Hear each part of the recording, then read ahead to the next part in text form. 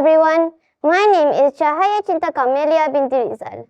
I'm from Sekolah Kebangsaan Sijangkang with the code BBA 1011. Today, I will be reviewing a book I have recently read, which is Charlie and the Chocolate Factory. This book was written by a famous author named Roald Dahl, and Quentin Blake illustrated it. Now, let's take a close look at the book. As you can see, the cover depicts two characters side by side with a yellow background. The boy with the yellow jacket is Charlie, and the man with a top hat is Willy Wonka. This building over here is actually a chocolate factory. For the inner part of the book, there are a total of 190 pages. That's all you need to know about the book's appearance. So, without further ado, let's begin. This story is about a young boy named Charlie. Charlie and his family are quite poor. They could only afford to eat things such as cabbages, potatoes, and bread. However, that couldn't possibly be enough for a young boy. He wanted more. He wanted chocolate. Every day, Charlie had to walk past a chocolate factory to go to school, and there was always a sweet smell surrounding it. Sometimes, he would even stop to just smell it for a while. That made him crave chocolate even more. But he only got one chocolate bar a year.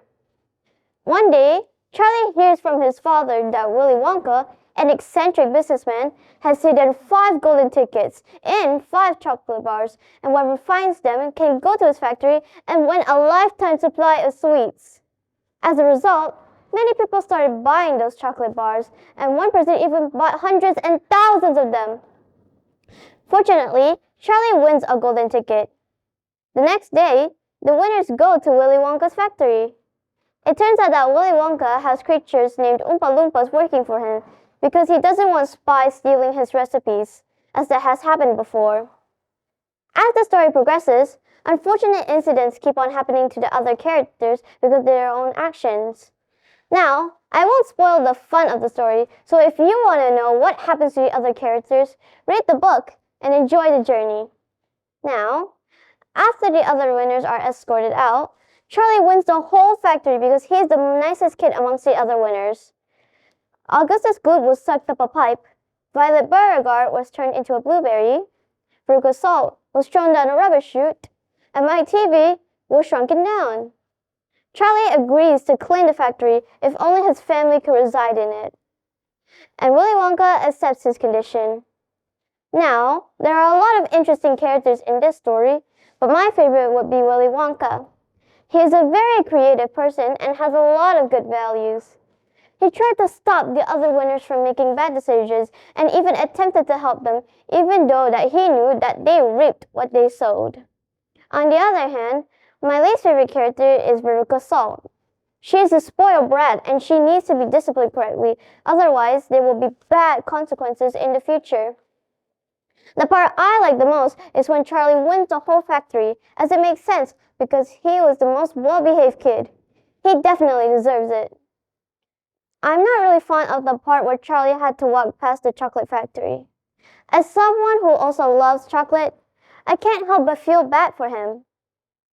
Now, my overall rating for this book is 5 out of 5.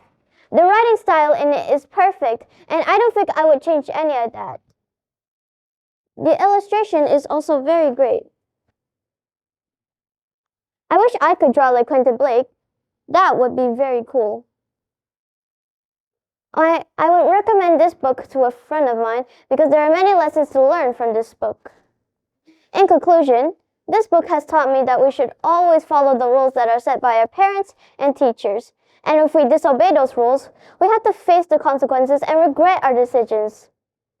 Besides that, we should also be grateful with what we already have. If we take all of that for granted, we will lose all of it. I'm glad the author emphasized it, as it is an important message and we should be remembered by everybody. On that note, I conclude this book review. Bye everyone! Take care!